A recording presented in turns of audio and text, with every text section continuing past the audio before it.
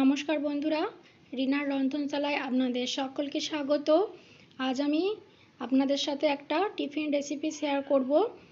এইরকম টিফিন কিন্তু বাচ্চারা ভীষণ পছন্দ করে। দেখুন, তার জন্য দেখুন এখানে আমি কিছুটা বোনলেস চিকেন এইভাবে ছোট ছোট করে টুকরো করে নিয়েছি। এবার চিকেনটাকে আমি ম্যারিনেট করে নেব। তার জন্য দেখুন আমি এর মধ্যে হাফ চামচ ভিনিগার দিয়ে দিলাম, আপনারা চাইলে কিন্তু লেবুর রসও দিতে পারেন। দিয়ে দিলাম স্বাদ অনুযায়ী নুন, হাফ চামচ হলুদ গুঁড়ো, হাফ চামচ লঙ্কা গুঁড়ো, ঝালটা আপনারা আপনাদের পছন্দ মতো দিয়ে নেবেন। আর দিয়ে দিচ্ছি হাফ চামচ আদা রসুনের পেস্ট। দিয়ে দেখুন আমি সমস্ত কিছুকে ভালো করে মাখিয়ে নিচ্ছি। দেখুন চিকেনটা খুব ভালোভাবে মাখিয়ে নেওয়া গেছে। এবার ঢাকা দিয়ে রেখে দেবো। এধারে আমি একটা আটার ডো করে নেবো। তার জন্য দেখুন এখানে আটা নিয়েছি, আপনারা চাইলে কিন্তু ময়দাও নিতে পারেন। এবার আমি এর মধ্যে দিয়ে দিচ্ছি সামান্য একটু নুন আর দিয়ে দিচ্ছি জোয়ান। আর জোয়ানটাকে দেখুন এইভাবে হাতের সাহায্যে ঘষে দিচ্ছি। এবার এর ওপরে আমি 1 চামচ রিফাইন্ড অয়েল দিয়ে দিলাম। দিয়ে সমস্ত কিছুকে হাতের সাহায্যে খুব ভালো করে মিশিয়ে নিচ্ছি। দেখুন মিশিয়ে নেওয়া হয়ে গেছে। এবার অল্প অল্প করে জল দিয়ে আমি একটা ডো রেডি করে নেব। দেখুন করে নিয়েছি। এবার এটাকে ঢাকা দিয়ে রেখে দেবো এক পাশে। এবার দেখুন এধারে একটা কড়াইয়ের মধ্যে আমি 1 চামচ সরষের তেল গরম করে নিয়েছি। দিয়ে ম্যারিনেট করে রাখা চিকেনটা আমি তেলের মধ্যে দিয়ে দিচ্ছি। দিয়ে এবার খুব ভালোভাবে আমি নাড়িয়ে চাড়িয়ে দিচ্ছি।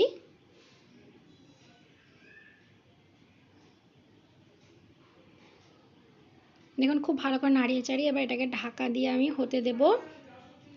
দেখুন ঢাকা দিয়ে রেখেছিলাম মিনিট 3 মতন, দিয়ে ঢাকাটা খুলে নিয়েছি। চিকেনটা থেকে যে জলটা বেরিয়েছে সেই জলটা দিয়ে কিন্তু চিকেনটা অনেকটাই সেদ্ধ হয়ে গেছে। আরও 2 মিনিট এটাকে আমি নাড়াচাড়া করে এরকম ভাজা ভাজা করে নিয়েছি। দেখুন এবার কিন্তু চিকেনগুলো কিন্তু খুব ভালোভাবে নরম হয়ে গেছে। এবার এটাকে আমি তুলে রাখলাম। এবার এখানে যে আটাটা মেখেছিলাম তার থেকে লেচি কেটে নিয়েছি। এবার অল্প কিছু গুঁড়ো আটা দিয়ে এটাকে আমি একটা রুটির শেপে বেলে নেব। মানে নর্মাল যেরকম আমরা বাড়িতে রুটি করি ঠিক সেই রকমই আমরা বেলে নেব।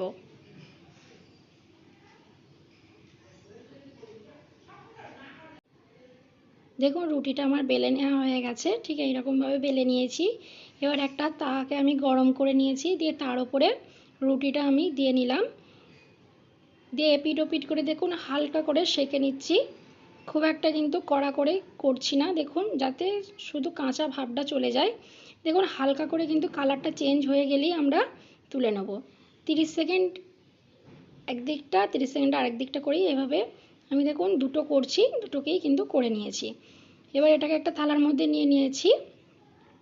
এবার দেখুন এখানে আমি নিয়ে নিয়েছি 1 চামচ টমেটো কেচাপ বা সস। দিয়ে সেইটাকে রুটির ওপরে দেখুন খুব ভালো করে মাখিয়ে দিচ্ছি।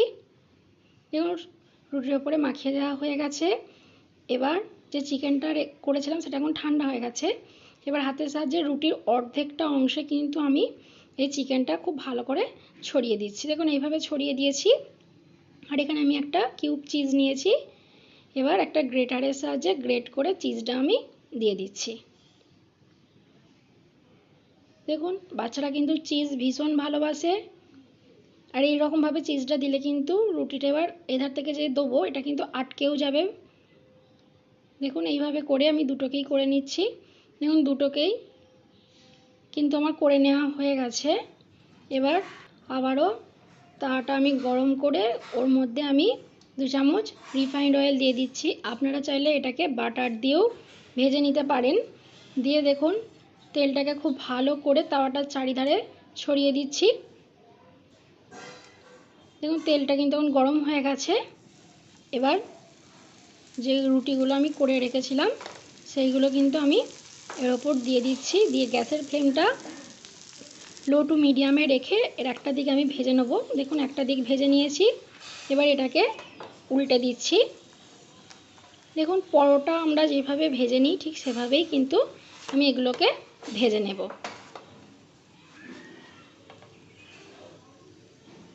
দেখুন ভেজে নিচ্ছি। আর আমি যে ফোল্ডটা করেছি সেগুলো কিন্তু একটুও খুলে যাচ্ছে না। দেখুন এরকম উল্টে পাল্টে দুটো দিক আমি ভালো করে ভেজে নিয়েছি, তৈরি হয়ে গেছে। এবার আমি এটাকে কেটে দেখাচ্ছি। দেখুন একটা ছুরির সাহায্যে আমি কেটে দেখিয়ে দিচ্ছি ভেতরটা ঠিক কীরকম হয়েছে।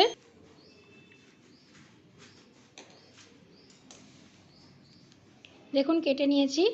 এবার দেখুন ভেতরটা কত সুন্দর হয়েছে, আর চিজটাও কিন্তু খুব ভালোভাবে মেল্ট হয়ে গেছে। খেতে কিন্তু ভীষণ ভালো হবে। তো বন্ধুরা, আমার এই রেসিপিটা কেমন লাগলো কমেন্টে অবশ্যই জানাবেন। ভিডিওটা ভালো লাগলে একটা লাইক করে আমার চ্যানেলটিকে সাবস্ক্রাইব করে দেবেন। আজকের মতন এই পর্যন্তই, ভালো থাকবেন।